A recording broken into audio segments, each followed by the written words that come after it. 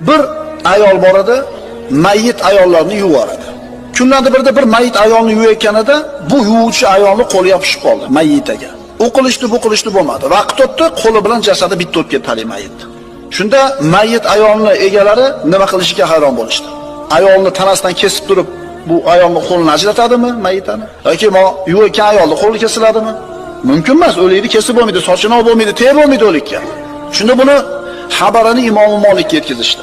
Imom Molik buni eshitdi-da 80 darra uringlar deb hukm chiqarib berdi. Haligi yuvuvchi ayol. Shu turgan holatida bu yuvuvchi ayolni 80 darra urishdi. 80-darra tushganida qo'li mayitni tanasidan ajrab ketdi. Bu yuvuvchi ayol mayit bo'lib yotgan ayolni zinoda qalbi bilan ayblab qo'ygan edi. Bu zinokor deb qo'ydi.